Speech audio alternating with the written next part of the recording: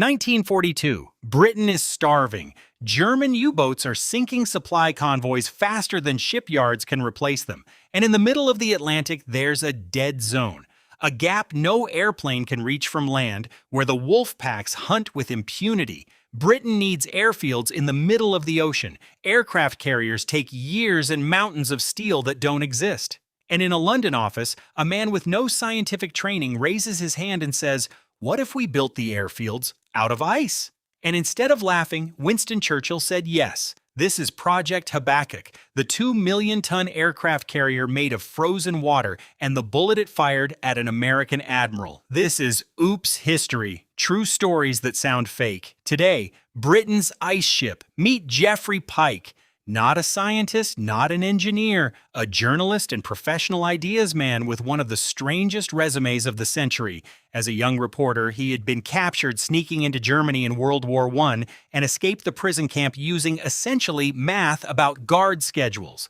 By World War II, he'd talked his way into the orbit of Lord Mountbatten, Chief of Combined Operations, the department whose actual job was wild ideas. Pike generated them at industrial volume. Most were useless, some were genius. Nobody, including Pike, could reliably tell which was which. His Atlantic pitch: icebergs are unsinkable, free, and torpedo-proof.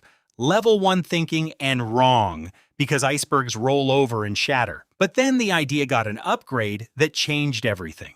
Scientists in the project, including Max Perutz, a refugee researcher who would later win a Nobel Prize, discovered that if you freeze water mixed with about 14% wood pulp, you don't get ice. You get a super material. They called it picrete after Pike. And picrete is genuinely astonishing. It's many times stronger than ice, closer to concrete than to an ice cube. It melts far, far slower because the wood pulp insulates it. You can saw it, machine it like timber, and cast it in blocks. And it is functionally bulletproof. Rifle rounds just bury themselves a few inches deep.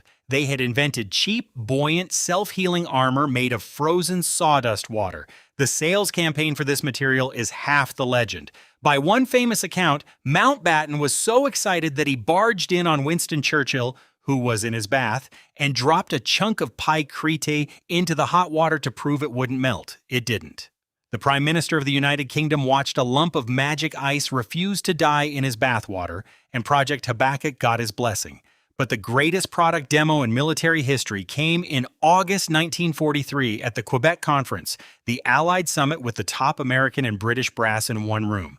Mountbatten walked in with 2 blocks, one regular ice, one picrete, and a revolver. He shot the ice block first. It exploded into shrapnel, as ice does. Point made. Then he shot the picrete. The bullet ricocheted off, zipped across the room, and, by the accounts of people who were there, buzzed straight past the legs of Admiral Ernest King, the commander of the United States Navy. The most powerful naval officer on Earth was nearly kneecapped indoors at a summit by a block of ice defending itself. And the officers waiting outside the closed-door session, hearing gunshots, reportedly concluded the obvious. The Allies had finally started shooting each other. That is Project Habakkuk's safety record. One demo, one near miss on an admiral, full approval to proceed. So what were they approving? The design was, there is no other word, biblical. Habakkuk would be 2,000 feet long, 2.2 million tons. That is more than 25 times the displacement of the Titanic. Walls of picrete 40 feet thick, immune to any torpedo of the era.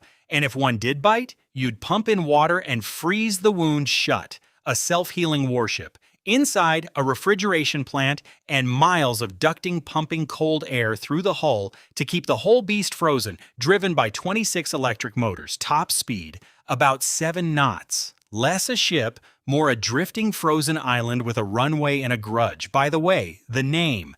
Habakkuk is a prophet from the Old Testament, and the project was named for a verse from his book.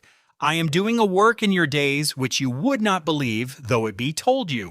Someone in the British war machine chose, as the official code name for the secret ice ship, a Bible quote that means, "You will not believe this." Self-aware secrecy. The paperwork itself was doing bits, and they actually started building.